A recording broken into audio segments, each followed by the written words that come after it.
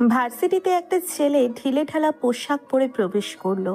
ছেলেটাকে দেখেই সবাই হাসাহাসি শুরু করে দিয়েছে, কিন্তু তাতে ছেলেটার কোনো প্রতিক্রিয়া দেখা যাচ্ছে না। ছেলেটার মাথায় অন্য চিন্তা ভাবনা ঘোরে। সকলেই তাকে দেখে ফাজলামো করছে, কেউ কেউ আবার সামনাসামনি এসে অপমান করছে, কেউ কেউ আবার খ্যাত বলে ডাকাডাকি করছে। কিন্তু ছেলেটা কোনো প্রকার প্রতিবাদ না করেই সামনের দিকে এগিয়ে যেতে শুরু করলো। হঠাৎ করে একটা মেয়ে আকাশকে ইচ্ছে করে ধাক্কা দিল। ধাক্কা দেওয়ার ফলে আকাশ মাটিতে গিয়ে পড়ে গেল, আর এটা দেখে সবাই হাসি শুরু করে দিল। আকাশ তখন উঠে পড়ল, মেয়েটার দিকে তাকায়। মেয়েটা শার্ট প্যান্ট পরিহিত অবস্থায় তার সামনে দাঁড়িয়ে আছে।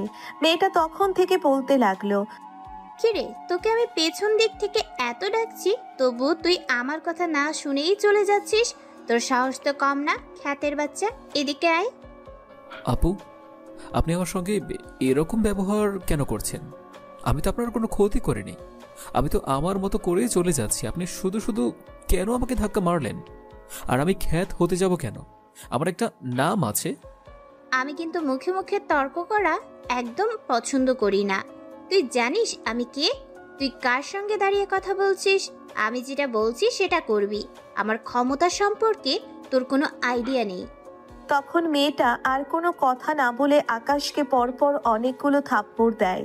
আর থাপ্পড় দেওয়ার কারণে সকলেই আকাশের দিকেই তাকিয়ে হেসেই যাচ্ছে। আর কিছুক্ষণ সময় পরেই প্রিন্সিপাল ভার্সিটির ভিতরে প্রবেশ করছে। আর এটা দেখে সবাই সেখান থেকে চলে গেল, আর আকাশও এগিয়ে গেল।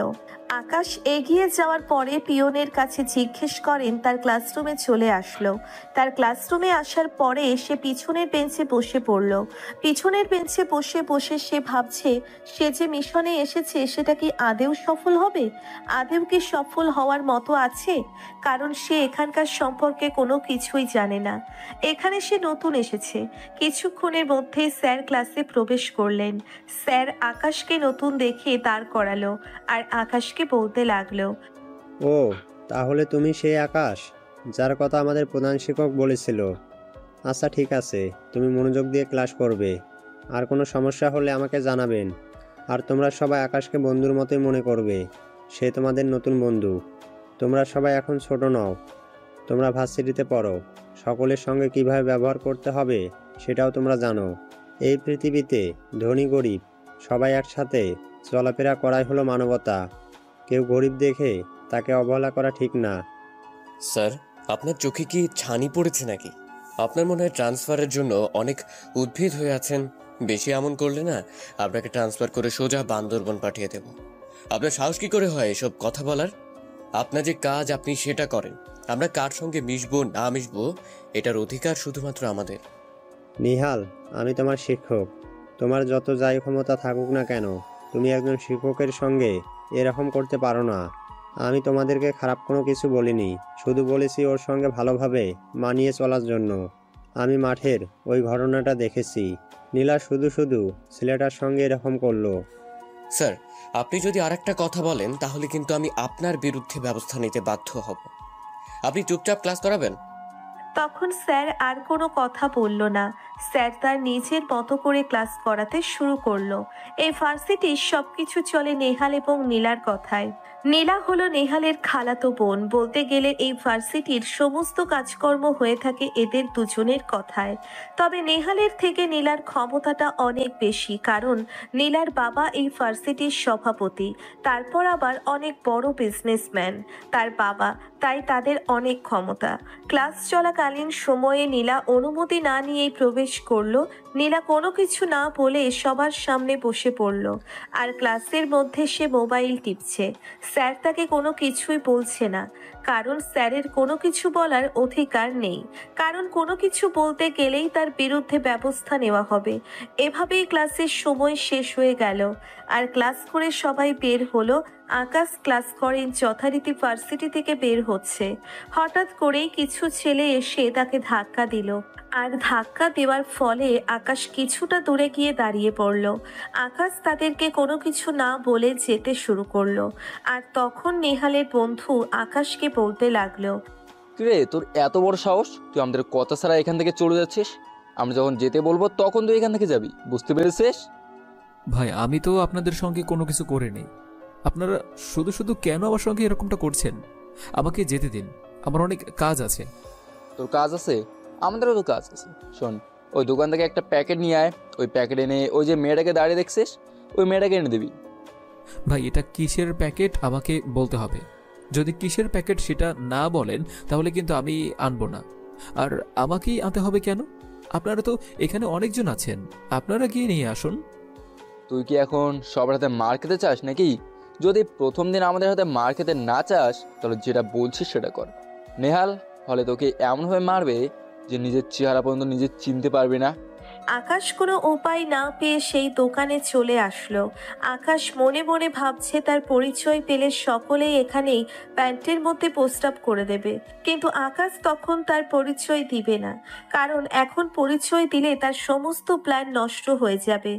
আকাশ দোকানে এসে সেই প্যাকেট নিয়ে ওই দাঁড়িয়ে থাকা নীলাকে দিয়ে দিল। আর নীলা প্যাকেটটা খুলে যেসব দেখতে পারলো সব দেখে আর সহ্য করতে না পেরে একটা থাপ্পড় দিল। আর থাপ্পড় দেওয়ার ফলে আকাশের ঠোঁট ফেটে রক্ত বের হচ্ছে। আর তখন নীলা আকাশকে বলতে লাগলো, শয়তানের বাচ্চা, তোর এত বড় সাহস কি করে হলো আমাকে এসব কিছু দেওয়ার? তোর আজকে কোনো ক্ষমা নেই। ভেবেছিলাম তোকে নিয়ে মজা করব, কিন্তু তুই যে এত বড় শয়তান আমি ভেবে দেখিনি। তোরা ছোট লোকরা শুধুমাত্র সুযোগ খুঁজিস যে আমাদের মতো বড় লোক মেয়েদেরকে নিয়ে কোনো কিছু করার। তাদের শরীরে হাত দিলেই তারা মান সম্মানের ভয় তোদেরকে বিয়ে করে, আর তোরা সম্পত্তির মালিক হয়ে যাবি। এত সস্তা না? আপু আপনি কি বলছেন? আমি তো কোনো কিছুই বুঝতে পারছি না। আমি তো এই ভার্সিটিতে নতুন ভর্তি হয়েছি। আমাকে ওই জুবাইর ভাইয়া দোকানে যেতে বলল, আর এই প্যাকেটটা নিয়ে আপনাকে দিতে বলল। আমি শুধুমাত্র এটাই করেছি। ওরা আমার নামে কখনোই এসব কিছু পাঠাবে না। আমি এটা খুব ভালোভাবেই জানি। ওদের কোনো সাহস হয়নি আমাকে এসব কিছু দেওয়ার, বুঝতে পেরেছিস? আমি জানি এই কাজটা তুই করেছিস। তোর মতো কিছু ছোট লোকদের জন্যই আজকে ভার্সিটিতে মেয়েরা এতটা অবহেলিত হয়ে থাকে। আপু প্লিজ আপনি আমাকে ক্ষমা করে দিন। আমি আসলে না জেনে এমনটা করে ফেলেছি। এই ভার্সিটির নিয়ম কানুন সম্পর্কে আমার কোনো ধারণা নেই, তাই এমনটা করে ফেলেছি। প্লিজ আপু আমাকে ক্ষমা করে দিন। আমি কখনো আর এমন কাজ করব না। এটা নিয়ে তোর কোনো ক্ষমা নেই। তুই শার্ট প্যান্ট খুলে এইগুলো এখন পরবি। যদি এগুলো সবার সামনে পরে পুরো মাঠে চক্কর দিতে পারিস তাহলে তোকে ছেড়ে দিব। আপু আপনাকে আমি খুব ভালো করে বলছি, আমি সব কিছু করতে পারবো না। আর আমি মানছি যে আমার খুব অন্যায় হয়েছে। আমি না জেনে আপনার কাছে এসব কিছু নিয়ে এসেছি। আপনাকে এত বলার পরেও আপনি কেন এমনটা করছেন? কথাটা আকাশ ইচ্ছে করেই বলল, কারণ আকাশ কিছু দূর তাকিয়ে দেখতে পেল প্রিন্সিপাল আসছে। হয়তো উনি তার বাসায় যাবেন, এজন্যই আকাশ এই কথাটা বলে সেখান থেকে দৌড়ে পালিয়ে যায়। আর নীলাও আকাশকে আর কোনো কিছু বলতে পারল না, কারণ পিছনে তার বাবার বন্ধু ওরফে এই ভার্সিটির প্রধান শিক্ষক আছেন। নীলা যত কিছুই করুক না কেন সে ভার্সিটির প্রধান শিক্ষককে দেখে যথেষ্ট পরিমাণে সম্মান করে। নীলা তার হাতের প্যাকেটটা তার ব্যাগে ঢুকিয়ে নেয়, যেন স্যার কোনোভাবে বুঝতে না পারে। আসলে এগুলো হচ্ছে এই ভার্সিটির এক প্রকার র্যাগিং। আকাশ এদিকে বাসায় চলে আসলো। আকাশ বাসায় এসে চিন্তা করতে লাগলো সে নীলাকে যেসব কথা বলে এসেছে, লাস্টে না জানি কালকে ভার্সিটিতে গেলে সে কি করবে। আকাশ এগুলো ভাবতে ভাবতে এসে রান্না করে খাবার খেয়ে নেয়। খাবার খাওয়ার পরে এসে শুয়ে শুয়ে মোবাইল টিপতে থাকে। অবশ্য ফোনের মধ্যে কিছু একটা খোঁজাখুঁজি করছে, কিন্তু কোথাও খুঁজে পাচ্ছে না। আর হঠাৎ করে আকাশের মোবাইলে একটা কল আসলো। আকাশ কলটা রিসিভ করলো। আকাশ কলটা রিসিভ করার পরে ওপাশ থেকে কেউ একজন আকাশকে বলতে শুরু করলো, ভাই, ওই দিন কুড়িগ্রাম শহরে যে হামলাটা হয়েছিল সেই হামলার সঙ্গে ঢাকা শাপলা চত্বরের হামলার কোনো পার্থক্য নেই। এগুলো হামলা যারা করেছে ওরা একই গ্যাংয়ের লোকজন, কিন্তু এই গ্যাংটা কে চালায় সেটা আসলেই বুঝতে পারছি না। দেখ, যে করেই হোক এটার পেছনে কে আছে সেটা খুঁজে বের করতে হবে। আমার 2 দিনের মধ্যে এই খবরটা চাই। আমি আর কোনো কথা শুনতে চাই না। আর শোন, আমি যেহেতু ভার্সিটিতে আছি তাই ভার্সিটিতে অন্য কারো নজর দেওয়ার দরকার নেই। তোরা তোদের কাজ করবি। তবে ভাই আপনাকে একা ভার্সিটিতে এভাবে ছেড়ে দেব আমাদের আসলেই মন চাচ্ছে না। কারণ কেউ যদি আপনার পরিচয়টা জেনে যায় আর যদি আপনার কোনো ক্ষতি করে দেয় তখন আমাদের কি হবে? আমাকে নিয়ে তোদের কোনো চিন্তা করতে হবে না, তোরা তোদের নিজেদের চিন্তা করিস। আর আমি যে কাজটা দিয়েছি সেই কাজটা ভালোভাবে করিস, আর সবাইকে বলে দে আমার প্ল্যান অনুযায়ী কাজ করার জন্য। প্রতিটা কাজের শেষে যেন আমাকে জানায়। এখন রাখ। একথা বলার পরে আকাশ কল কেটে দেয়। আকাশ কল কেটে দেওয়ার পরে আবার চিন্তা করতে থাকে। কুড়িগ্রাম শহরে যে বোম ব্লাস্ট হয়েছিল এবং ঢাকায় শাপলা চত্বরে যে বোম ব্লাস্ট হয়েছিল সবকিছু তো একই সময়ে হয়েছে, একই দিনে হয়েছে। আর এগুলো যদি একটা লোকে করে থাকে তাহলে ভার্সিটিতে খুনগুলো কারা করছে? ওরা আসলে কি চায়? ভার্সিটির ছাত্রছাত্রীদেরকে শুধু শুধু কেন মারছে ওরা? একটা লোক এত কিছু করবে এটা কি আসলেই মেনে নেওয়া যায়? নাকি ও কোনো একজন নয়, ও একটা গ্যাংস্টার আন্ডারওয়ার্ল্ডের। এত বছর ধরে রাজত্ব করছে আকাশ, কিন্তু কে এই গ্যাংস্টার সেটা তার ভালো করে জানতে হবে। আকাশ মোবাইলে একটা তথ্য পেয়েছিল, কিন্তু এতগুলো তথ্যর মাঝে এটা যে কোথায় চাপা পড়ে গেছে বুঝতেই পারছে না। অনেকক্ষণ খোঁজাখুঁজির পরে আকাশ কিছু কোড পেল, যেগুলো লাশের উপর থেকে পাওয়া গিয়েছিল। লাশ খুন করার পরে লাশের পকেটের মধ্যে ছোট কাগজের মধ্যে এক একটা করে কোড লেখা ছিল। আকাশ সবগুলো কোড তার ল্যাপটপে নিয়ে ভালোভাবে মেলাতে শুরু করলো। মেলানোর পরে তখন আকাশ জানতে পারলো সেখানে লেখা দ্য মিশন স্টার্ট। আকাশ তার এসব করতে করতেই সময়টা পার করে দেয়। সন্ধ্যাবেলায় আকাশ ছদ্মবেশে রেডি হয়ে নেয়, আর তখনই তার মোবাইলে আরও একটা কল আসে। আকাশ কলটা রিসিভ করলো, আর ওপাশ থেকে কেউ একজন তাকে বলতে থাকে, ভাই আপনি কোথায় আছেন? তাড়াতাড়ি এই জায়গায় আসেন, আমরা আপনার জন্য ওয়েট করে আছি। সকালেই আপনার সঙ্গে দেখা করে ওরা ওদের বিভিন্ন জায়গায় চলে যাবে, আপনি যেভাবে বলেছিলেন। আর ভাই, নতুন একটা খবর আছে। এই খবরটা ফোনে দেওয়া যাবে না, আপনাকে সরাসরি দিতে হবে। আপনি খবরটা শুনে চমকে যাবেন। ঠিক আছে, তোরা 10 মিনিট ওয়েট কর, আর যারা এসেছে তাদেরকে বল আমি 10 মিনিটের মধ্যেই আসছি। কেউ যেন কোথাও না যায়, সবাইকে আমার প্ল্যান বুঝিয়ে দিতে হবে। আকাশ তখন কল কেটে দেয়। আকাশ কল কেটে দেওয়ার পরে তাড়াতাড়ি করে রেডি হয়ে সেখানে চলে আসলো। আকাশ এসে দেখলো সেখানে প্রায় অনেকগুলো গাড়ি দাঁড়িয়ে আছে, আর গাড়ি থেকে তখনই প্রায় 50 থেকে 60 জনের মতো ছেলেরা নেমে আসলো। সকলেই আকাশের সঙ্গে কথা বলতে লাগলো।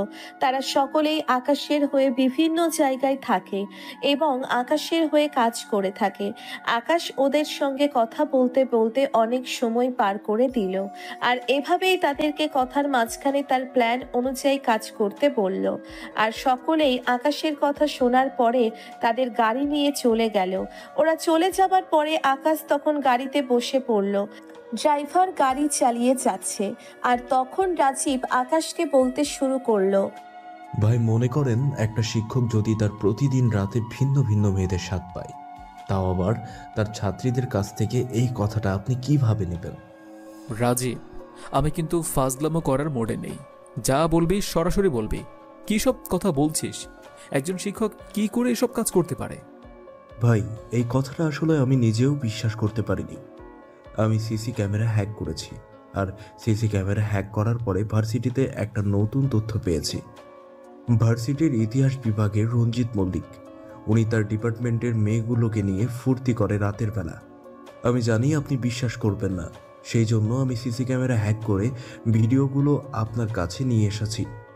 এই যে দেখেন ভিডিওগুলো। আকাশ ভিডিওগুলো দেখার পরে যেন তার মুখ দিয়ে কোনো কথা বের হচ্ছে না, কারণ লোকটাকে আকাশ অনেক বেশি সম্মান করত। যদিও আকাশ একজন মাফিয়া কিং, কিন্তু ওনাকে আকাশ সম্মানের চোখে দেখত, কারণ শিক্ষককে সবাই সম্মান করে, আর উনি হলেন এই শহরের নাম করা শিক্ষক। সবাই তাকে এক নামে চিনে, রঞ্জিত মল্লিক। তখন রাজীব আবারও আকাশকে বলতে লাগলো, ভাই আপনি যেটা ভাবছেন আমি নিজেও ভাবছি, এই মানুষটা এরকম হলো কি করে। আমিও আসলে নিজের চোখকে বিশ্বাস করতে পারছিলাম না এটা দেখে। আপনি যদি চান তাহলে আপনাকে নিয়ে এখন একটা জায়গায় যেতে পারি, যেখানে গেলে হয়তো আপনি কোনো কিছু দেখতে পারবেন, যদি ভাগ্যে থাকে। আর যদি ভাগ্যে না থাকে তাহলে তো দেখতে পারবেন না। চলুন যাওয়া যাক। একথা বলার পরে আকাশ গাড়িতে উঠে পড়ল। আকাশ গাড়িতে উঠে পড়ার পরে গাড়িটা রাজীব নিজেই ড্রাইভিং করতে শুরু করলো। অনেক দামি একটা গাড়ি, BMW। এই BMW বাংলাদেশের মধ্যে শুধুমাত্র আকাশেরই রয়েছে, আকাশ ছাড়া অন্য কারো কাছে নেই। এবং এটা সবাই ভালো করেই জানে যে আকাশ ছাড়া এই এক্সপেন্সিভ জিনিসগুলো কেউ ব্যবহার করতে পারবে না। আকাশ একটু পরেই একটা নাইট ক্লাবের সামনে এসে গেল। সবাই গাড়ি থেকে নেমে পড়ল। সবাই গাড়ি থেকে নেমে যাওয়ার পরে আকাশ তখন সবাইকে নিয়ে নাইট ক্লাবের ভিতরে প্রবেশ করলো। আর ভিতরে প্রবেশ করার পরে দেখলো রঞ্জিত মল্লিক মেয়েদের সঙ্গে ডান্স করছে এবং ড্রিঙ্কস করছে। আকাশ একপাশে বসে পড়ল। আর একপাশে বসে পড়ার পরেই তখনই একটা মেয়ে আকাশের সঙ্গে ডান্স করার জন্যে এগিয়ে আসলো আর আকাশকে বলতে লাগলো, হাই, ডান্স করবে আমার সঙ্গে? তুমি দেখতে অনেক বেশি স্মার্ট, চলো একসাথে ডান্স করি। আর যদি আমাকে মজা দিতে পারো তাহলে ফুল নাইট আমি তোমার, no problem. Yes sure, no problem, let's go. Akash এটা বলে মেয়েটার সঙ্গে ডান্স করতে থাকে। আকাশের একটা উদ্দেশ্য আছে, মেয়েটাকে পটিয়ে যদি ওই রঞ্জিত মল্লিকের আর কোনো তথ্য পাওয়া যায় সেটার কারণে আকাশ ট্রাই করতে রাজি হচ্ছে না। না হলে আকাশের এসবের প্রতি কোনো লোভ নেই। আকাশ এসবকে সবচেয়ে বেশি ঘৃণা করে থাকে, কারণ তার অন্যরকম একটা জীবন কাহিনী আছে। আর সেই জীবন কাহিনী থেকে আকাশ এইসবকে দুচোখের বিষ মনে করে। আকাশ শুধুমাত্র এটাই মনে করে যে নিজের স্ত্রীকে ছাড়া অন্য কারোর সঙ্গে এসব করবে না। এসব করাটাও পাপ, কারণ সে তার নিজের পরিবারকে এসব করতে দেখেছে। আপনারা হয়তো কোনো কিছু বুঝতে পারছেন না, গল্পের সাথে থাকেন নিশ্চয়ই বুঝতে পারবেন। আকাশ মেয়েটার সঙ্গে ডান্স করতে থাকে এবং কথা বলতে থাকে। মেয়েটা তখন আকাশকে জিজ্ঞাসা করলো, আচ্ছা, তুমি তো অনেক বেশি স্মার্ট, তুমি এখন থেকে প্রতিদিন এই ক্লাবে আসবে। আমি এই ক্লাবে প্রতিনিয়তই রেগুলার কাস্টমার, বুঝতে পেরেছো? তোমার মতো হ্যান্ডসাম ছেলের সঙ্গে থাকতে পারলে মন্দ হবে না। হ্যাঁ অবশ্যই, কেন আসবো না। আচ্ছা শোনা, একটা কথা বলি।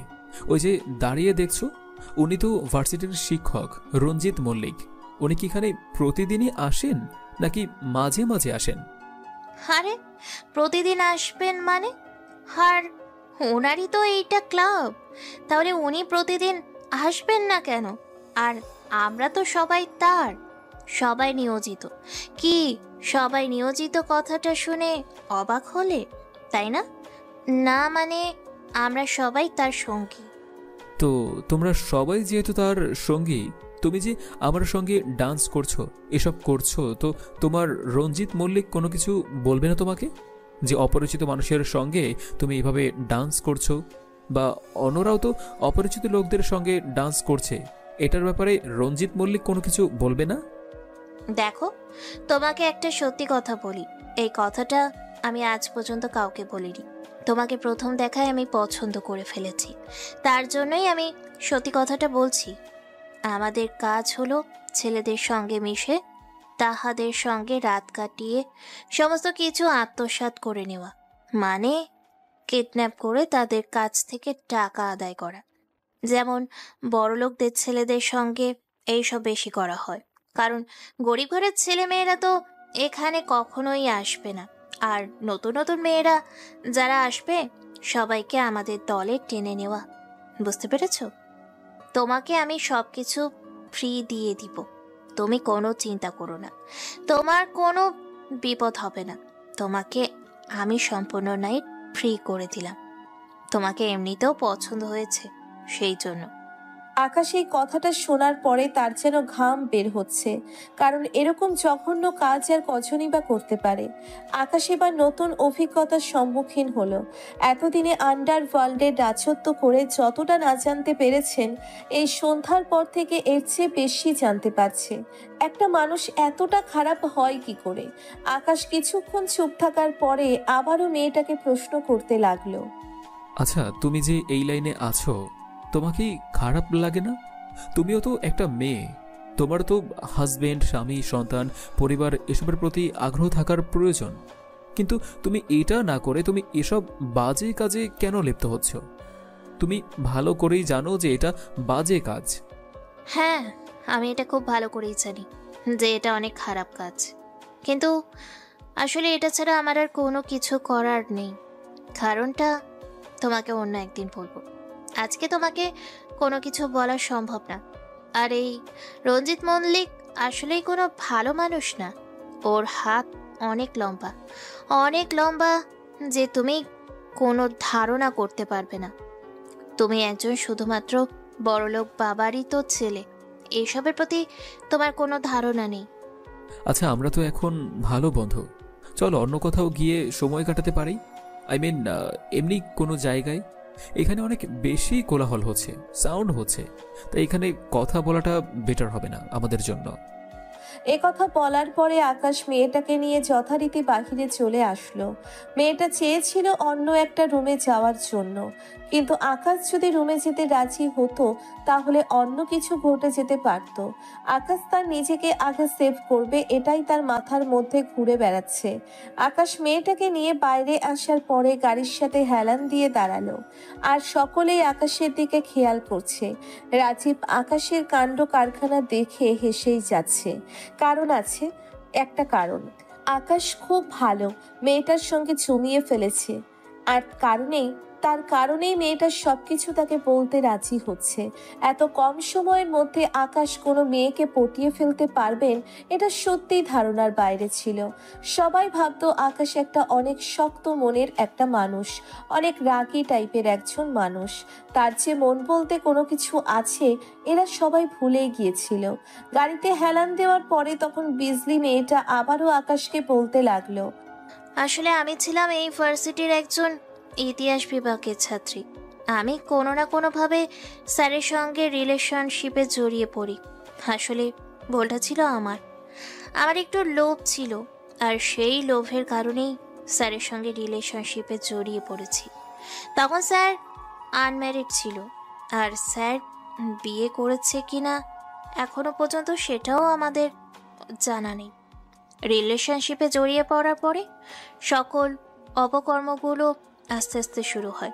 আস্তে আস্তে তার ব্যাপারে জানতে পারি, আর একটা সময় যখন আমি এগুলো থেকে বেরিয়ে আসতে চাই তখনও আমার বাবা মা পুরো পরিবারকে শেষ করে দেয়।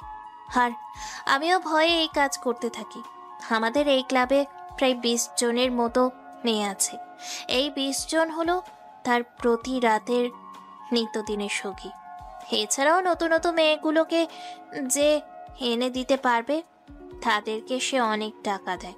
পরবর্তীতে এই মেয়েগুলোকে অন্য জায়গায় ট্রান্সফার করে দেওয়া হয়। অন্য জায়গায় বলতে এই মেয়েগুলোকে বিদেশিদের কাছে বিক্রি করে দেওয়া হয়, আর এইগুলো প্রতি সপ্তাহে ট্রাকে করে বর্ডার পার করে দেওয়া হয়। মেয়েগুলোকে সাজানো থেকে শুরু করে সেফটি দেওয়া সব কিছুর দায়িত্বে থাকি আমরা এই 20 জন। আমাদের এই 20 জনের কাজ হচ্ছে মূলত এটা। এছাড়া ওই যে কিডন্যাপিংয়ের কেসটা তো তোমাকে আগেই বলেছি। ও মাই গড, এভাবে সাধারণ মেয়েগুলোকে এত ক্ষতি করছে, তারপর আবার বিদেশিদের কাছে বিক্রি করে দিচ্ছে। কিন্তু এটার কি কোনো শেষ হওয়ার নেই? এভাবে কি চলতে থাকবে? মানুষ ভার্সিটিতে পড়াশোনা করতে আসে, অনেকেই আছে যারা গ্রাম থেকে উঠে এসে বড় নামিদামি একটা ভার্সিটিতে ভর্তি হয়ে নিজের জীবনটাকে গোছাতে চায়। তাদের পরিণতি কি তোমার অবস্থাই হবে? মানে তুমি তো বেঁচে গিয়েছো, তোমাকে বিদেশে পাচার করেনি। আমি মানছি তুমি অনেক বেশি কষ্টে আছো, কিন্তু যাদেরকে বিদেশে পাচার করে দেওয়া হয় তাদের কি অবস্থা করে তুমি কি একবার ধারণা করতে পারো? হ্যাঁ, আমি সেটা জানি। আর আমি বেঁচে গিয়েছি কারণ আমি তার গার্লফ্রেন্ড ছিলাম। এই কারণে হয়তো দয়া করে আমাকে বিদেশে বিক্রি করে দেয়নি, আমাকে এসবের প্রতি দায়িত্ব দিয়ে রেখেছে। যদি আমি ঠিকমতো দায়িত্ব পালন না করি তাহলে আমাকেও বিক্রি করে দেবে যে কোনো সময়। তার জন্যই ভয়ে এসব করে থাকি। আসলে মৃত্যু ভয় সবারই থাকে, সেই জন্যই আমি এসব করছি। পালিয়ে যাওয়ার কোনো সুযোগ নেই। চারিদিকে তার লোকজন রয়েছে, যে কোনো সময় ধরে ফেলতে পারে।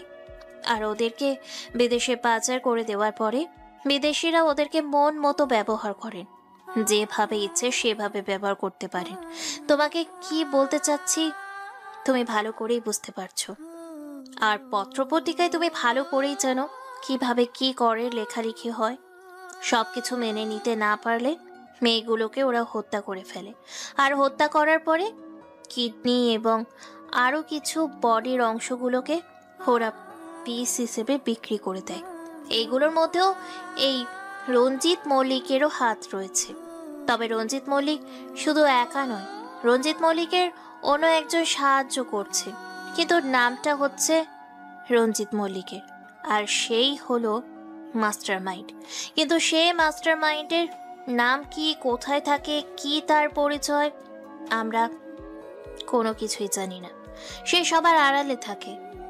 তুমি আমাকে বিশ্বাস করে সব কিছু বলে দিলে।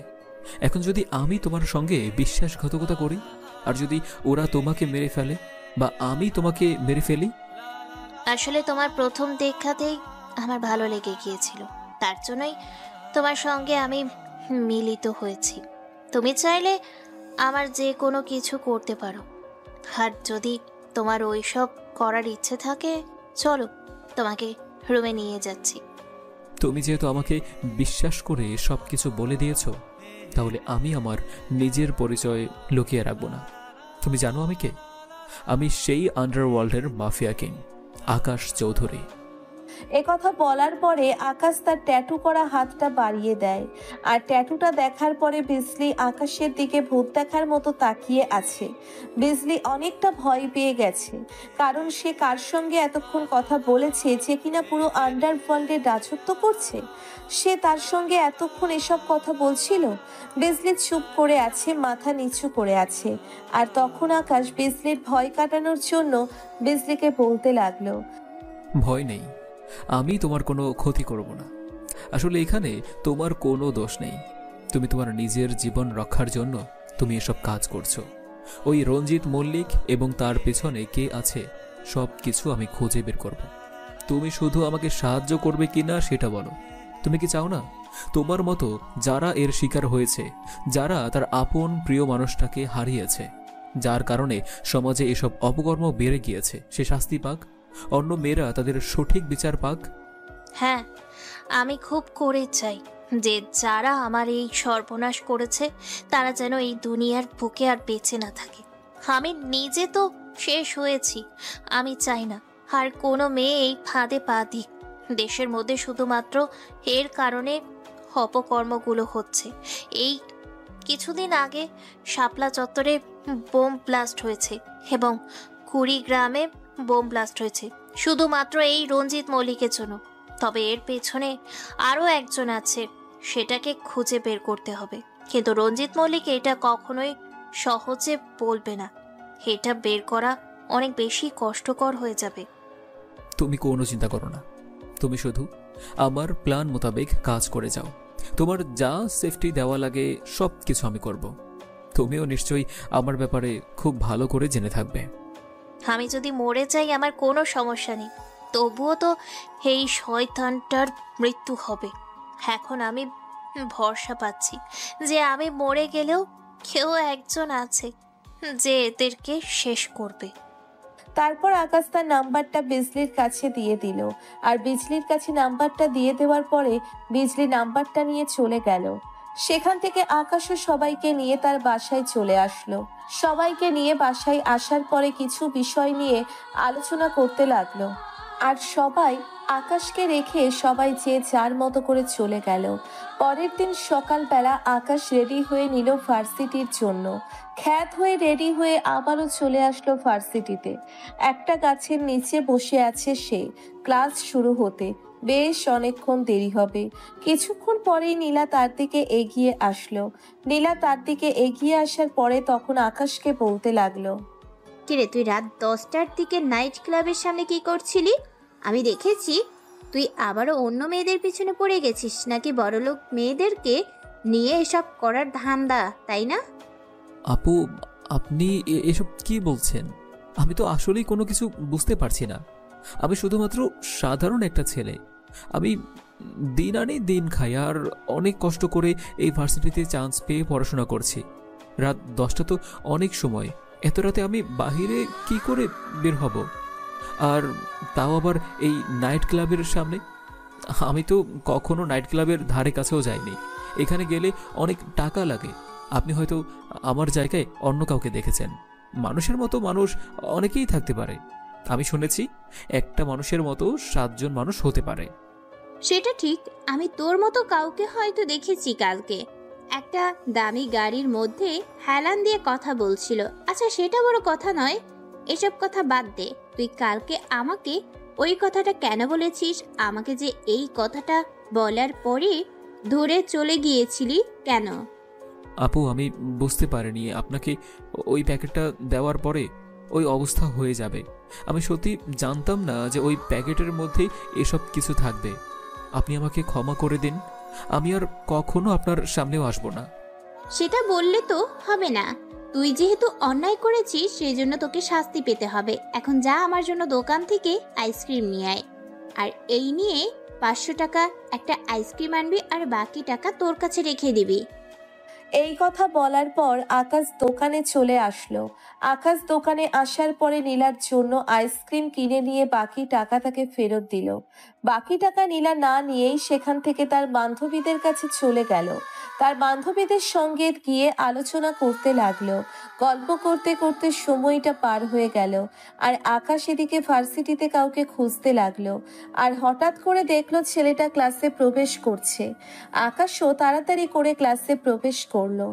এমন জায়গায় গিয়ে বসে পড়েছে যেন সবাইকে খুব ভালোভাবে লক্ষ্য করা যায়। স্যার ক্লাস করাচ্ছেন। স্যার ক্লাস করানোর সময় নীলা ক্লাসে প্রবেশ করলো। নীলা ক্লাসে প্রবেশ করে সে তার জায়গা মতো বসে পড়লো। আর হঠাৎ করেই একটা ছেলে তার মোবাইল বের করলো। আর তার মোবাইলটা বের করার পরে কারোর সঙ্গে যেন মেসেজ করছে, যে মেসেজটা ছিল এরকম: বস, আজকে নেহাল ভাই আপনার সঙ্গে দেখা করতে যাবে, আপনি জায়গা মতো চলে আসবেন। আর রঞ্জিত স্যার আপনার সঙ্গে এখন দেখা করতে পারবে না, আপনার সাথে কোনো এক সময় দেখা করবে, আর সব কিছু নেহাল আপনাকে জানিয়ে দেবে। আকাশ দূর থেকে মেসেজ করাটা দেখে নিল। আর মেসেজটা দেখার পরে কিছুটা আন্দাজ পেল নেহাল কার সঙ্গে দেখা করতে যাচ্ছে। তাহলে কি সেই বসের সঙ্গে নেহাল দেখা করতে যাচ্ছে, নাকি অন্য কারোর সঙ্গে? এত সহজে ওই বসকে এসে পেয়ে যাবে এটা কখনোই হতে পারে না। সে হয়তো অন্য কেউ হতে পারে। যে গোপনে আছে আসল বস এত তাড়াতাড়ি সামনে আসতে পারে না। তবে সে খুব ভালো করেই জানে যে ওই তাদের বস কোথায় আছে। আকাশ যথারীতি ক্লাস শেষ করলো। আর ক্লাস শেষ করার পরে তখন ভার্সিটির পিছনে চলে আসলো। ভার্সিটির পিছনে এসে অফিস রুমের জানালা দিয়ে দেখতে শুরু করলো রঞ্জিতের রুমে 2 জন ছেলে প্রবেশ করেছে। 2 জন ছেলে প্রবেশ করার পরে তখন রঞ্জিত স্যারকে বলতে লাগলো, নেহাল আজকে মাহিনের সঙ্গে দেখা করতে যাবে, আর মাহিন 2টা প্রোডাক্ট চেয়েছে, আর 2টা প্রোডাক্ট খুবই ইনট্যাক্ট চেয়েছে। ইনট্যাক্ট ছাড়া নাকি তার চলবে না, আর এই 2টাকে ব্যবহার করার পরে সে নিজেই আপনার কাছে পাঠিয়ে দেবে। আপনি পরে এটাকে অন্য জায়গায় বিক্রি করে দিতে পারেন। এভাবে আমার অফিস রুমে আসার কোনো প্রয়োজন নেই, যা বলার সব কিছু মোবাইলে বলবি। এভাবে হুটহাট চলে আসাটা আমার জন্য অনেক বেশি রিস্ক হয়ে যাবে, আর আমি চাই না যে আমি কোনো সমস্যায় পড়ি। তোরা যেভাবে চলাফেরা শুরু করে দিয়েছিস, আমি তো খুব তাড়াতাড়ি ধরা খেয়ে যাব। আরে আপনার কোনো কিছু হবে না, এই প্রশাসনকে তো আপনি টাকা দিয়ে মুখ বন্ধ করে রেখেছেন।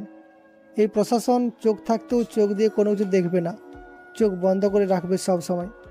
সেটা আমি খুব ভালো করে জানি, কিন্তু এটা মনে রাখতে হবে, আকাশের লোকজন যে কোনো জায়গা দিয়ে আসতে পারে।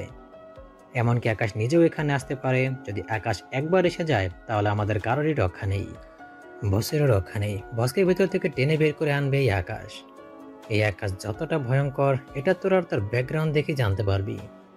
ঠিক আছে, আমরা তাহলে গেলাম। আপনি সময় মতো করে গাড়িতে করে পাঠিয়ে দিন। আর নেহাল ভাইয়ের কাছে 1 কোটি টাকার হিরোইন দিয়ে দিবে মাহিন ভাই। এ কথা বলার পরে ছেলেগুলো চলে গেল। আর ছেলেগুলো চলে যাওয়ার পরে রঞ্জিত স্যার যেন কাউকে কল করলো। একবার কল দেওয়ার পরে কিছুক্ষণ কথা বলল। আর এদিকে আকাশ তাড়াতাড়ি করে মাঠে চলে আসলো। মাঠে আসার পরে দেখলো নেহাল স্বাভাবিকভাবেই তার বন্ধু বান্ধবের সঙ্গে আড্ডা দিচ্ছিল। আর যে 2 জন ছেলে স্যারের রুমে গিয়েছিল তারাও নেহালের সঙ্গে আড্ডা দিচ্ছে। বোঝার কোনো উপায় নেই যে তারাই ওই গ্যাংস্টারের সদস্য। পাশ দিয়েই চলে যাচ্ছিল আকাশ। হঠাৎ করেই নেহাল তাকে ডাকলো। আকাশ তার কাছে গেলে তারা তখন আকাশকে বলতে লাগলো, কিরে খ্যাতের বাচ্চা খ্যাত, কালকে এতটা দৌড়ানি এবং এতটা থাপ্পড় খাওয়ার পরেও আজকে তুই ভার্সিটিতে কেন এসেছিস? তোর কি লজ্জা শরম বলতে কোনো কিছু নেই? ভাই, যেখানে আমি কোনো অন্যায় করিনি তাহলে কি করে আমি ভার্সিটি মিস দিব? আমি তো এখানে পড়াশোনা করতে এসেছি, আমি অন্য কোনো কাজ করতে আসিনি। আমি আমার মতো করেই পড়াশোনা করব। আর এখানে ভার্সিটিতে না আসার কথা কেন আসবে? তুই কিন্তু মুখে মুখে তর্ক করা শুরু করে দিয়েছিস। আমার মাথা গরম করাবি না। আমি মুখে মুখে তর্ক করা একদম পছন্দ করি না। আর একটা কথা বললে তোকে মেরে এখানে শুটকি করে দেব, ক্ষেতের বাচ্চা ক্ষেত ফকিন্নি। শোন, নীলাকে গিয়ে এই চিরকুটটা দিবি, আর এই চিরকুটের মধ্যে কি লেখা আছে সেটা পড়তে পারবি না। যদি পড়িস তাহলে তোকে সোজা ফায়ার করব। এই যে দেখেছিস আমাদের হাতে পিস্তল, তোকে মেরে ফেললে আমাদের কেউ কোনো কিছু করতে পারবে না, কারণ তোর মতো ক্ষেতের হয়ে কেউ এগিয়ে আসবে না। সবাই আমাদের দেখে ভয় পায়, বুঝতে পেরেছিস? যেটা বলছি সেটা কর। আকাশ কোনো উপায় না পেয়ে ওই চিরকুট হাতে নিয়ে নীলার দিকে যেতে শুরু করলো। নীলা তার বান্ধবীদের সঙ্গে আড্ডা দিচ্ছিল। আকাশ এই ফাঁকে চিরকুটের মধ্যে লেখা আমি তোমাকে ভালোবাসি, আকাশ এই লেখাটা পড়ে হেসে দিল, কারণ সে আসলেই নীলাকে অনেক বেশি ভালোবাসে। কিন্তু এই প্যাচেতে পড়ে ভালোবাসি বলাটাও হয়ে গেল। আকাশ নীলার কাছাকাছি চলে আসলো। কাছাকাছি আসার পরে তখন চিরকুটটা নীলার হাতে দিল, আর নীলার হাতে দেওয়ার পরে তখন নীলা কোটটা পরে তার বান্ধবীদেরকে দেখায়। তখন তার বান্ধবীরা বলতে শুরু করলো, নীলা, তুই কি এখন এসব খ্যাতের কাছ থেকে লাভ লেটার পাওয়া শুরু করে দিয়েছিস? আজকে সত্যি আমাদের অনেক সৌভাগ্য যে এরকম খারাপ ছেলে তোকে প্রপোজ করেছে, আর আমরা সেটার প্রমাণ। সত্যি করে বল, এটা কি তুই নিজে দিয়েছিস নাকি তোকে অন্য কেউ এটা দিয়ে পাঠিয়েছে? আর তোর সাহস কি করে হলো আমাকে লাভ লেটার দেওয়ার? কালকে কি সব দিয়েছিস আর আজকে আমাকে লাভ লেটার দিয়েছিস? তোকে ইচ্ছে করছে মেরে ফেলতে। আজকে আমার বার্থডে, সেজন্য আমি তোকে কোনো কিছু বলছি না, না হলে তোকে এমন থাপ্পড় দিতাম যে সারা জীবন হাসপাতালের বেডে শুয়ে থাকতি। যারাই আমাকে প্রপোজ করতে এসেছে আজ পর্যন্ত তাদের কি অবস্থা হয়েছে আমার বান্ধবীদের কাছ থেকেই শুনে নিস। এই পর্যন্ত যারা নীলাকে প্রপোজ করতে এসেছে তাদের ঠিকানা হয়েছে শুধুমাত্র হাসপাতালে। এখনো মনে হয় ঢাকা মেডিকেল কলেজের 7 জন ভর্তি আছে। ওরা কোনোদিন সুস্থ হতে পারবে কিনা সেটা জানা নেই। যে প্রপোজ করার জন্য এই অবস্থা হয়েছে, তাহলে ভাব তুই যেসব কাণ্ড কারখানা করেছিস এটার জন্য তোর কি শাস্তি হতে পারে। কালকেও নীলার মন ভালো ছিল না, আর আজকে নীলার বার্থডে, সেই জন্য তুই বেঁচে গিয়েছিস, না হলে তোর অবস্থা এরকম হয়ে যেত। আসলে নীলা, আমি তোমাকে কি বলবো আমি বুঝতে পারছি না। আসলে আমাকে ওখান থেকে একটা ভাইয়া আমাকে এই চেক কোডটা দিয়ে বলল তোমাকে দেওয়ার জন্য, তার জন্যই এনে দিলাম। দেখেছিস নীলা, ছেলেটা এখন কত সহজ হয়ে গেছে। ছেলেটা এখন তোকে তুমি করে বলা শুরু করে দিয়েছে। জীবনে আর কত কি দেখতে হবে? তুই কি কোনো কিছু বলবি নাকি আমরা কোনো কিছু করব? এভাবে তো আমাদের মান সম্মান ঢুকাতে পারিস না। তুই তুই আমাদের বান্ধবী হয়ে এসব কি করে সহ্য করছিস? তুই তো আগে এমন ছিলি না, হঠাৎ করে কেন এমন হয়ে গেলি? তখনই নীলা রেগে গিয়ে আকাশকে একটা থাপ্পড় মারলো। আকাশকে থাপ্পড় মারার ফলে আবারও সেই ঠোঁট কাটা জায়গায় লেগে যায়, আর সঙ্গে সঙ্গে রক্ত বের হতে শুরু করলো। আকাশ কোনো কিছু না বলে সেখান থেকে চলে আসলো। সেখান থেকে সোজা বাসায় এসে তার ঠোঁটের মধ্যে ঔষধ লাগিয়ে নেয়, আর এভাবেই সময়টা পার হয়ে যায়। সন্ধ্যাবেলায় আকাশের ফোনে একটা কল আসলো। আকাশ কলটা রিসিভ করলো। আকাশ কলটা রিসিভ করার পরে ওপাশ থেকে জুবায়ের তাকে বলতে শুরু করলো, ভাই, নেহাল তার বাসা থেকে গাড়ি নিয়ে বেরিয়ে পড়ছে, আর তার গাড়ির মধ্যে 2টা মেয়ে রয়েছে। 2টা মেয়েকে হোস্টেল থেকে ধরে এনেছে, অনেক চিল্লাচিল্লি করছে, কিন্তু আমাদের সামনে মেয়েগুলোর হাতের মধ্যে ইঞ্জেকশন দিয়ে দেয়, আর সঙ্গে সঙ্গে মেয়েগুলো অজ্ঞান হয়ে যায়। ঠিক আছে, তোরা নেহালের গাড়িটাকে ফলো করতে থাক, আর আমি এখনই আসছি। আর জিপিএস ট্র্যাকার আমি অন করে রাখবো, বুঝতে পেরেছিস? আমি আসার পরে তোরা এখান থেকে চলে যাবে আর আমাকে ফলো করতে থাকবে। আকাশ তখন তাড়াতাড়ি করে রেডি হয়ে নেয়, আর রেডি হয়ে নেওয়ার পরে তার গাড়িটা নিয়ে তাড়াতাড়ি করে সেখানে যেতে থাকে। কিছুক্ষণ পরে নেহালের গাড়িকে ফলো করতে থাকে এবং জুবায়ের তার গাড়ি নিয়ে তার গোডাউনে চলে গেল। আর তার গোডাউনে যাওয়ার পরে আকাশের জিপিএস ট্র্যাকার ফলো করতে থাকে। আকাশ নেহালের গাড়িটাকে ফলো করতে করতে একটা জঙ্গলের সামনে এসে থামলো আর নেহাল গাড়ি থেকে নেমে পড়লো। নেহাল গাড়ি থেকে নেমে পড়ার পরে অপেক্ষা করতে লাগলো, আর এদিকে আকাশও তার গাড়ি থেকে নেমে অন্য একটা জায়গায় লুকিয়ে পড়লো। আর কিছুক্ষণ পরেই আকাশ খেয়াল করলো আর একটা গাড়িতে করে একজন লোক আসে, আর এটাই হয়তো সেই মাহিন। মাহিন গাড়িটা নেহালের সামনেই থামালো। মাহিন সহ গাড়ি থেকে আরো বেশ কজন ছেলেরা নেমে পড়লো। আর ছেলেরা নেমে পড়ার পরে মাহিন তখন নেহালকে বলতে শুরু করলো, শোন, পরবর্তী নির্দেশ না দেওয়া পর্যন্ত আমার কোনো প্রোডাক্ট লাগবে না। আর কোটি টাকার হিরোইন দিয়েছে, এটা শেষ হওয়ার পরে আমাকে জানাবি। রকি তোকে মালামালে পৌঁছে দেবে। আর আকাশের লোকজন চারিদিক দিয়ে ছড়িয়ে পড়ে আছে, যে কোনো মুহূর্তে অ্যাটাক করতে পারে, তাই সাবধানে চলাফেরা করতে হবে। আর আমি নির্দেশ না দেওয়া পর্যন্ত এভাবে দেখা করবি না। আমি যখন বলবো তখনই দেখা করবি। ভাই, আপনি যেভাবে বলেছিলেন আমি সেভাবে কাজ করছি। আর ভার্সিটিতে এখন মেয়েরা অনেক সতর্ক হয়ে গেছে, কেউ আর মিথ্যে কথায় চলে আসতে চায় না, সবাই এখন চালাক হয়ে গেছে। আর পুরনো প্রোডাক্টগুলো শুধু আছে, নতুন প্রোডাক্ট কোনোভাবেই ম্যানেজ করতে পারছি না। আর হিরোইনগুলো বিভিন্ন ভার্সিটিতে পৌঁছানোটাও অনেক বেশি টাফ হয়ে গেছে, কারণ রাস্তায় আকাশের লোকজন ছদ্মবেশে দাঁড়িয়ে থাকে, তাই ভয়ের কারণে কেউ ট্রাক নিয়ে যেতে চাইছে না। ট্রাক নিয়ে গেলে যে কোনো মুহূর্তে আকাশের লোকজন গুলি করে দিতে পারে, তার ভয় কেউ যাচ্ছে না। ঠিক আছে, আমি বসের সঙ্গে এই বিষয়টা নিয়ে আলোচনা করব এবং আমাদের লোকজন আরও বাড়াতে হবে। আর লোকজন বাড়ানোর ফলেই আমরা সকল ভার্সিটিতে হিরোইনগুলো পাচার করতে পারবো। ড্রাগসের ব্যবসাটা আরও বেশি উন্নত করতে হবে। হ্যাঁ ভাই, আপনি ঠিক কথা বলেছেন। আর এখানে থাকাটা আমাদের জন্য অনেক বেশি রিস্ক হয়ে যাবে। যদি কোনোভাবে আকাশের কাছে খবরটা পৌঁছে যায় তাহলে কিন্তু আমাদের এই সমস্যা হতে পারে। তার জন্য বলছি, খুব তাড়াতাড়ি এখান থেকে সরে পড়তে হবে, যে কোনো মুহূর্তে তার চলে আসতে পারে। এই কথা শোনার পরে আকাশ তাড়াতাড়ি করে ফায়ার করাতে প্রথমেই মাহিনের হাতের মধ্যে গুলিটা লেগে গেল, তার পিস্তলটা পড়ে গেল। আর তখন আকাশ একের পর এক গুলি করতে থাকে। আকাশের গুলি দেখে আকাশের লোকেরাও ওদেরকে গুলি করতে থাকলো। আর শেষ মুহূর্তে নেহাল পালিয়ে যায়, কিন্তু আকাশ তাকে ধরে ফেললো। আকাশ তাকে দৌড়তে দৌড়তে জঙ্গলের ভিতরে নিয়ে আসলো, অবশেষে ধরে ফেলতে সক্ষম হলো। আর ধরে ফেলার পরে তখন আকাশকে নেহাল বলতে শুরু করলো, কে তুই? তুই আমাকে এভাবে মারছিস কেন? আমাদের কাজে তুই পাতা দিয়েছিস, তুই জানিস না আমরা কি করতে পারি? আমরা কার লোক? আমাদের বস যদি জানতে পারে তোকে সেকেন্ডের মধ্যে শেষ করে দেবে, তুই আর বেঁচে থাকতে পারবি না। আমিও তো এটাই চাই, তোর বস আমার সামনে আসুক। তোর বসের সঙ্গে কথা বলার ইচ্ছাটা অনেকদিন ধরেই আছে, আর এই ইচ্ছাটা পূরণ হবার জন্যই তো আমি এতদিন ওয়েট করে আছি। আর তোকে ছেড়ে দেব মানে? তোকে কি ধরেছি আমি যে ছেড়ে দেওয়ার জন্য?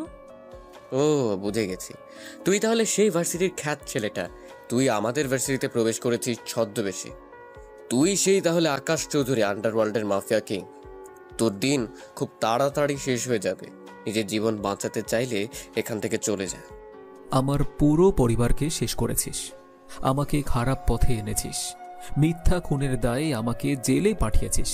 সেসব কিছু মনে করেছিস আমি ভুলে গিয়েছি? হ্যাঁ, কখনো না।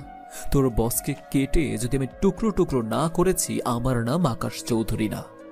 এই কথা বলার পরে আকাশ নেহালকে ছুরি দিয়ে আঘাত করতে করতে মেরে ফেললো। আর এমন ভাবে রাগে আঘাত করেছে যে শত শত দাগ রয়ে গেছে, রক্ত বের হচ্ছে। আর সেখানেই নেহাল ছটফট করতে করতে মারা গেল। তারপর আকাশ একটা ছবি তুলে নেহালের মোবাইল থেকে তার বসের নাম্বারে পাঠিয়ে দিল। তার বসের নাম্বারে পাঠিয়ে দেওয়ার পরে আকাশ তাড়াতাড়ি করে আবারও সেই জায়গায় আসলো। সেই জায়গায় আসার পরে দেখতে পারলো তার লোকেরা সবাই মাহিনকে ধরে রেখেছে। আর মাহিনের সামনে যাওয়ার পরে তখন আকাশ আবারও বলতে লাগলো, মাহিন, আমি তোকে যে প্রশ্নগুলো করব সেই প্রশ্নগুলো খুব ভালোভাবে উত্তর দিবি। যদি দেরি করিস বা তুই বলতে পারবি না বলিস, সেটার জন্য তোর এক একটা করে অঙ্গ কাটা যাবে। আমি কোনো কিছু জানি না, আমি কোনো কিছু বলবো না। তোকে আমি ভয় পাই না। সব ভয় পেলে এই মাহিম চৌধুরী কখনো কাউকে ভয় পায় না। তোর আন্ডারওয়ার্ল্ডের রাজত্ব করার দিন শেষ হয়ে আসছে।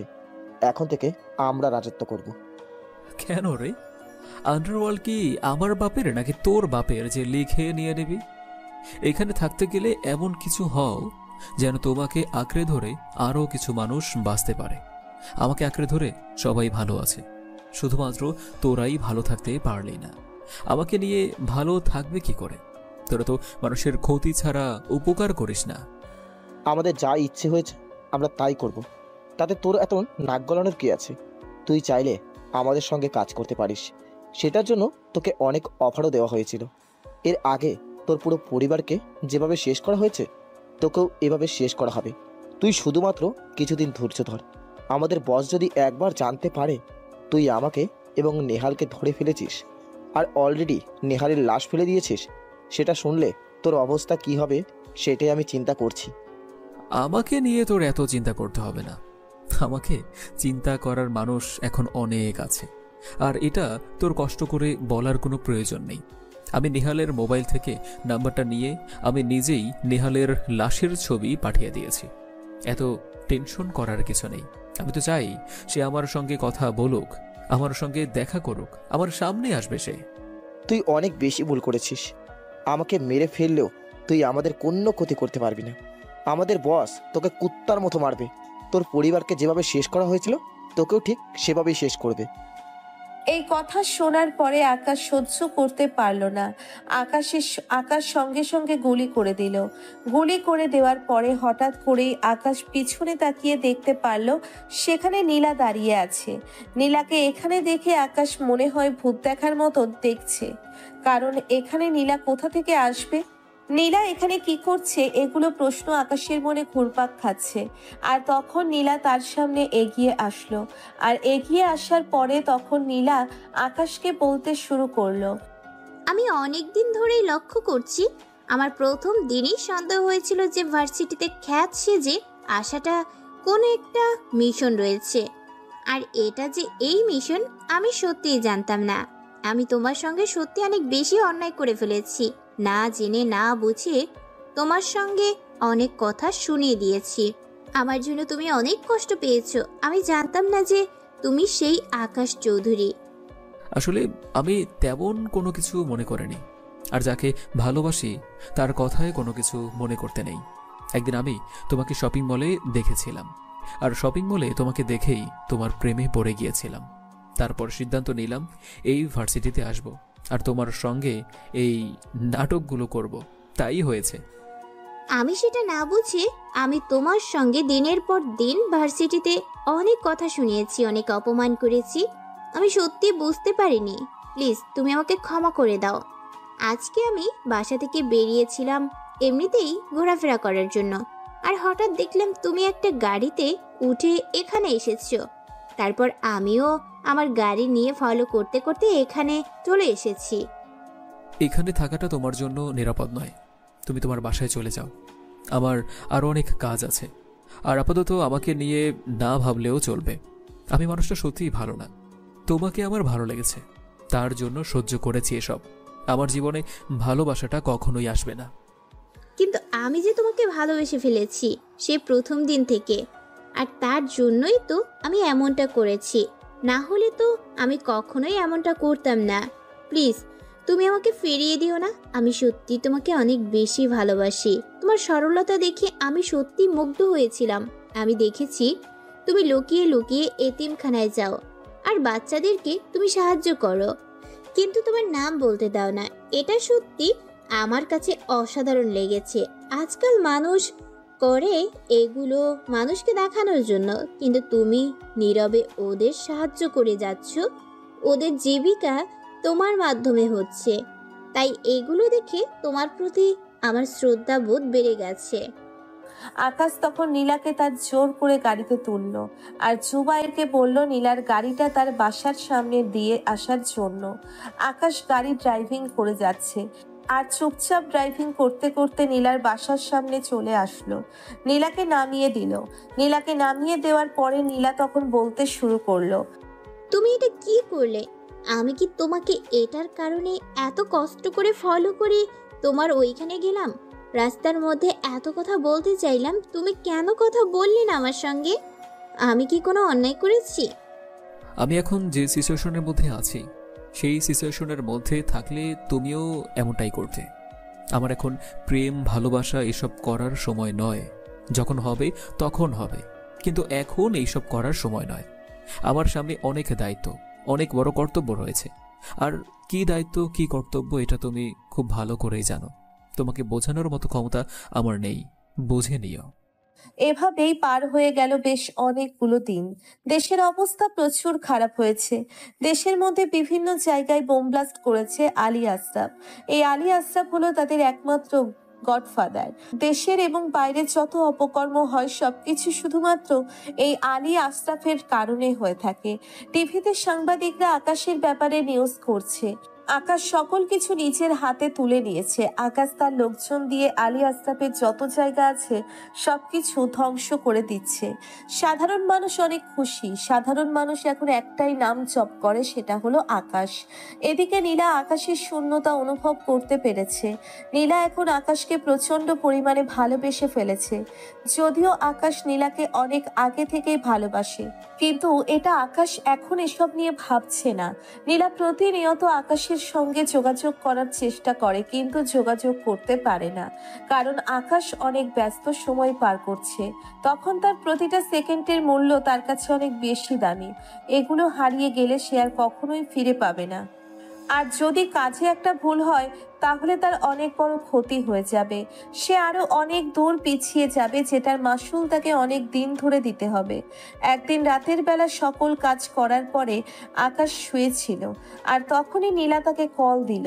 নীলা কল দেওয়ার পরে আকাশকে বলতে শুরু করলো, কি ব্যাপার, আমি তোমাকে এতগুলো কল দিচ্ছি, তুমি আমার কল রিসিভ করছো না কেন? আর তুমি এসব কি করছো? এমন তাণ্ডব শুরু করে দিয়েছো কেন? এই শহরের প্রতিটা জায়গায় আলী আশরাফের লোকজনকে মেরেই যাচ্ছ লাগাতার ভাবে।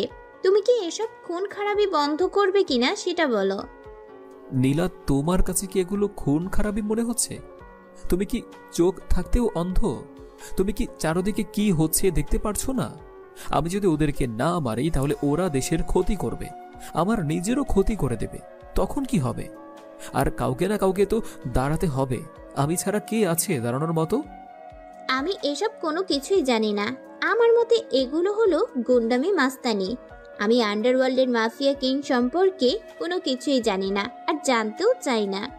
আমি এসব কোনো কিছুই চাই না। আমি শান্তি চাই। তোমাকে নিয়ে আমি শান্তিতে বাঁচতে চাই। নীলা, তুমি বুঝেও না বোঝার ভান কেন করছো? আমি তোমাকে আগেও বলেছি এসব নিয়ে কোনো কথা বলার সময় আমার এখন নেই।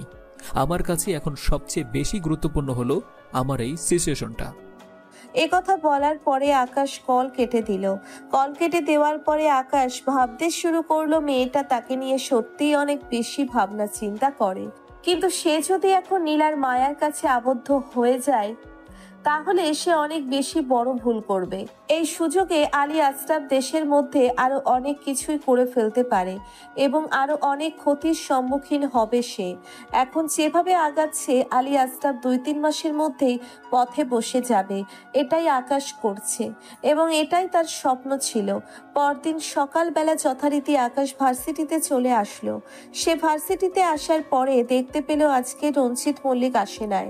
আকাশ তার দামি গাড়ি নিয়ে ভার্সিটিতে এসেছে, আর তার পিছনে প্রায় 7-8টা গাড়ি রয়েছে, আর সকলেই নেমে আকাশের দিকে দাঁড়িয়ে আছে।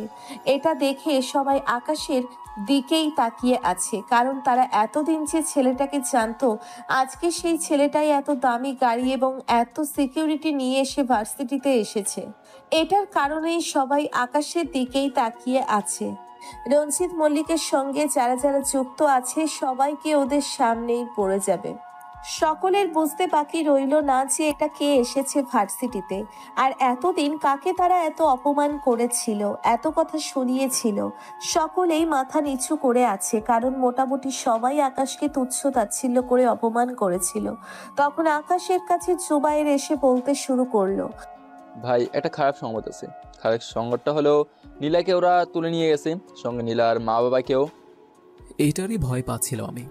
মেয়েটাকে এত করে বললাম যে বাইরে বের হওয়ার কোনো প্রয়োজন নেই, আমার কারণে হলেও তাকে তুলে নিয়ে যেতে পারে। এখন আমাকে ওরা ব্ল্যাকমেল করবে, সব কিছু শেষ হয়ে গেল। আমি যেতে যেতে ওরা তাকে তুলে নিয়েছে। ভাই এখন কি করব? আমাদের যত জায়গায় যত ছেলেপেলে রয়েছে সবাইকে খবর দেই আর মূল অ্যাটাকের জন্য তৈরি হতে বলি। ওরাও মোর টাকার জন্য তৈরি হয়ে গেছে, এটা তো 100% ঠিক। হ্যাঁ, এটা ঠিক যে ওরা মূল অ্যাটাক করার জন্য তৈরি হয়ে গেছে। ঠিক আছে, আমার যত জায়গায় লোকজন আছে সবাইকে খবর দে। সবাইকে আজকে সন্ধ্যার মধ্যে আমি আমার গোডাউনের সামনে দেখতে চাই। এই কথা বলার পরে জুবাইর চলে গেল। জুবাইর চলে যাওয়ার পরে গাড়িতে করে আকাশ কমিশনারের বাসায় চলে আসলো। কমিশনারের বাসার সামনে এসে গাড়ি রেখে দিয়ে ভিতরে প্রবেশ করলো। ভিতরে প্রবেশ করার পরে কমিশনার আকাশকে দেখে অবাক হয়ে গেল, আর কমিশনার আকাশকে দেখে বলতে শুরু করলো, কি ব্যাপার, তুমি আজকে নিজে থেকে এখানে এসেছ? নিজে থেকে ধরা দিতে এসেছ? যাক, ভালো কথা, নিজে থেকে ধরা দিতে এসেছ। এটা সত্যি তোমার কাছ থেকে আমি আশা করেছিলাম না। আপনার কি মনে হয় আমি আপনার কাছে এখন স্যারেন্ডার করতে এসেছি? আমার কাজ শেষ না হওয়া পর্যন্ত আমাকে আপনি অ্যারেস্ট করতে পারবেন না। আমাকে কি মামলায় অ্যারেস্ট করবেন? থানায় কি কোনো মামলা আছে নাকি? না কোনো প্রমাণ পেয়েছেন আমার নামে? তাহলে কেন অ্যারেস্ট করবেন আপনি? আপনার সমস্যাটা কোথায় আমাকে নিয়ে? দেখো, দেশের মধ্যে আইন নামে কিছু একটা আছে। তুমি যদি এইভাবে নিজের হাতে সব কিছু তুলে নাও, তাহলে দেশের মানুষের মধ্যে প্রশাসনের প্রতি কোনো আস্থা থাকবে না। তাই তোমার এই কাজটা করা উচিত হচ্ছে না। আলী আশরাফকে আমি আপনাদের হাতে তুলে দেব। আমি তাকে মারব না। প্রাণে মেরে ফেললে তো সব কিছুই শেষ হয়ে যাবে। আপনারাই তো এটার পরে বিচার করবেন। কিন্তু আলী আশরাফকে ধরা না পর্যন্ত আমি আমার আত্মসমর্পণ করব না। আর আমার ব্যাপারে এমন কোনো প্রমাণ নেই যে আপনি আমাকে অ্যারেস্ট করবেন। আর সমস্যাটা কি আপনার? আমি কোনো খারাপ কাজ করেছি? নাকি আমার লোকেরা কাউকে গিয়ে পিটিয়েছে? নাকি আমার লোকেরা কাউকে ধর্ষণ করেছে? দেশের মধ্যে এখন শান্তি বিরাজ করেছে শুধুমাত্র আমার জন্য। আমি করিয়ে দেখেছি। সব কিছু বুঝতে পারলাম, আর তুমি যেটা করছো এটা আসলে অন্যায় করছো। তোমার এই কাজটা করা ঠিক হচ্ছে না। এই কাজটা তোমার করার কথা নয়। দেখুন কমিশনার সাহেব, আমি আপনার কাছে এসেছি একটা খবর জানানোর জন্য। আমার হবু বউ কিডন্যাপ হয়ে গিয়েছে। আপনারা এর বিরুদ্ধে ব্যবস্থা নেবেন। এতদিন জানতাম আকাশ চৌধুরী একজন শক্ত মনের মানুষ, কিন্তু তার যে দুর্বলতা আছে এটা তো জানা ছিল না। সে নিশ্চয়ই অনেক সুন্দরী হবে দেখতে, পুরো নায়িকাদের মতো। তার ছবিটা আছে নাকি? আমাদের কাছে দাও, আমরাও একটু দেখি। আর কিডন্যাপ করে নিয়ে গেছে? তোমার সুন্দরী বউ আছে দেখি তো কিডন্যাপ করে নিয়ে গেছে। কমিশনার সাহেব, আমি কি আপনার এসব বাজে কথা শোনার জন্য এখানে এসেছি? আমি আপনার বাজে কথা শোনার জন্য এখানে আসেনি। আপনি আমার কথাটা শুনবেন কিনা? আমার হবু বউ কিডন্যাপ হয়ে গিয়েছে। আপনারা কি ব্যবস্থা নেবেন? এই বলে কমিশনার আকাশের হাত থেকে মোবাইলটা নিয়ে নীলার ছবিটা দেখতে শুরু করলো। আর নীলার ছবিটা দেখতে দেখতে জুম করতে শুরু করলো, আর অনেক অঙ্গভঙ্গি করতে শুরু করলো। আর তখন আকাশ কোনো কিছু না বলেই গুলি করে দেয়। গুলি করার পরে তখন আকাশ তাকে আবার বলতে থাকে, তোকে একটু আমি চেক করে দেখলাম যে তুই আসলেও খারাপ মানুষ কিনা। এতদিন তোর ব্যাপারে শুনেছিলাম, কিন্তু ততটা বিশ্বাস করেনি। আজকে হাতে নাতে প্রমাণ নিয়ে তারপরেই তোকে মারব। তোর বেঁচে থাকার কোনো অধিকার নেই। সাধারণ মানুষ আসে তোর কাছে সাহায্য চাওয়ার জন্য, তুই মানুষের পাশে দাঁড়াবি, আর সেখানে কিনা তুই কমিশনার হয়ে মানুষের সঙ্গে এরকম করিস।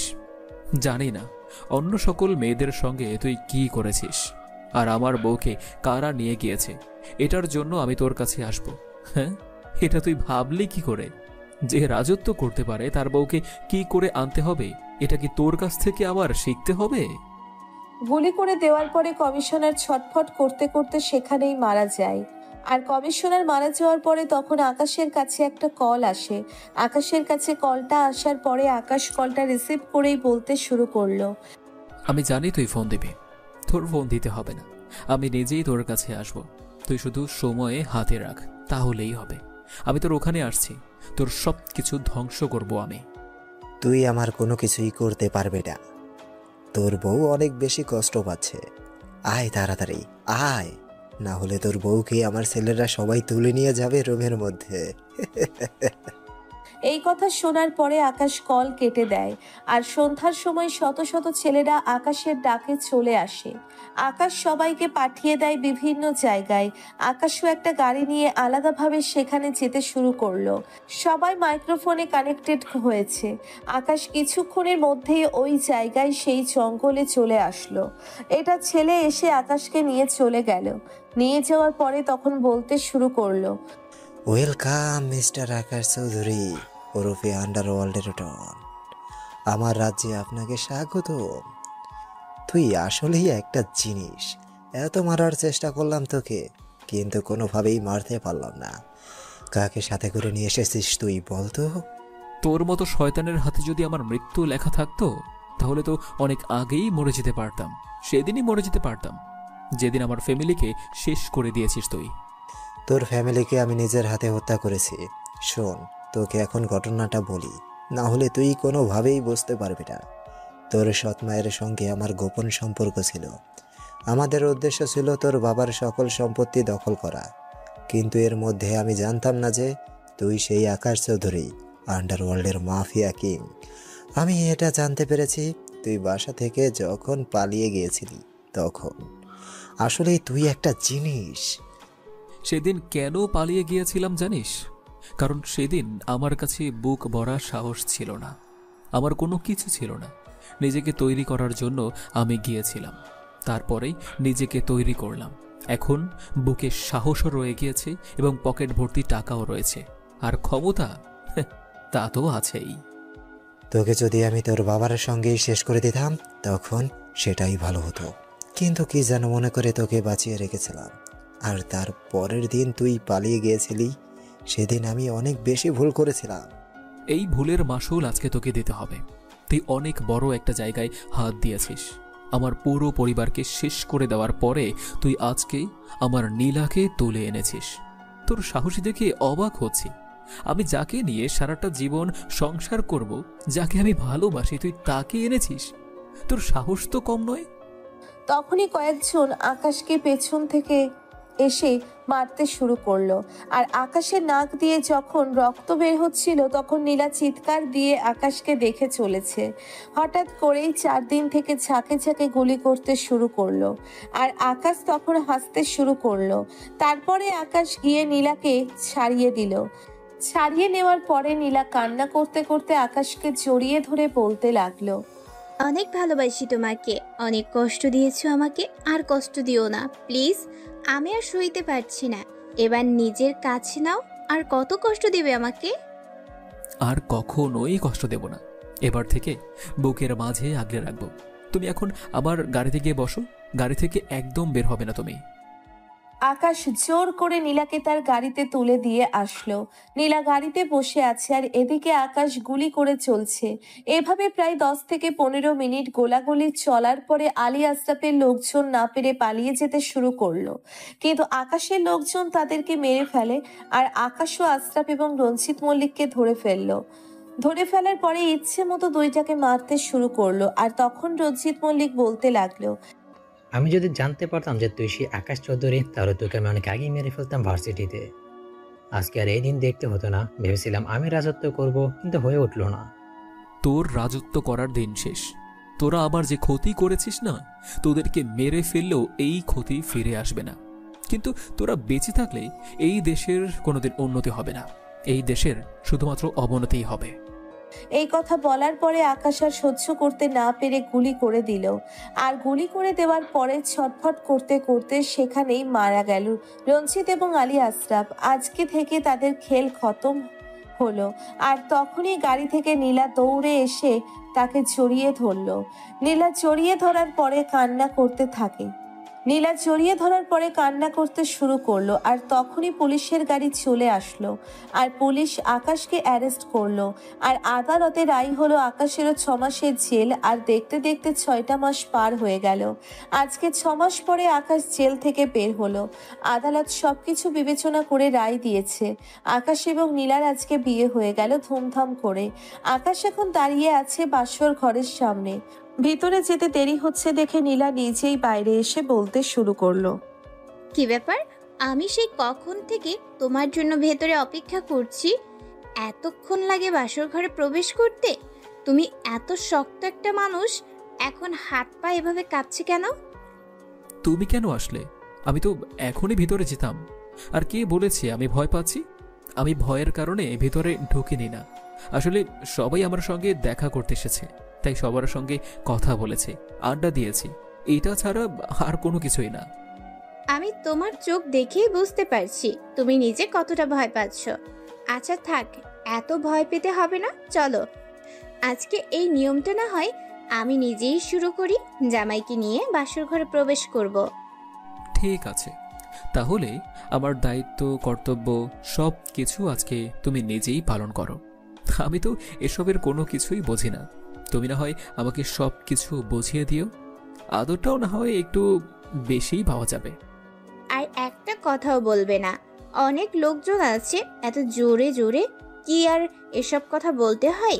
এসব কথা বলতে হয় নিরিবিলিতে, নিজের স্ত্রীর সঙ্গে। আকাশ একথা শুনে নীলাকে কোলে তুলে নিল। নীলাকে কোলে তুলে নেওয়ার পরে নীলাকে নিয়ে ভিতরে গিয়ে দরজা বন্ধ করে দিল। তারপর ভিতরে কি হলো সেটা আপনাদের না জানলেও চলবে। আর এভাবেই না হয় চলতে থাকুক তাদের মিষ্টি ভালোবাসার গল্পটা। নিত্য নতুন ভালোবাসার গল্প পেতে আমাদের চ্যানেলটি এখনই সাবস্ক্রাইব করে পাশে থাকবেন।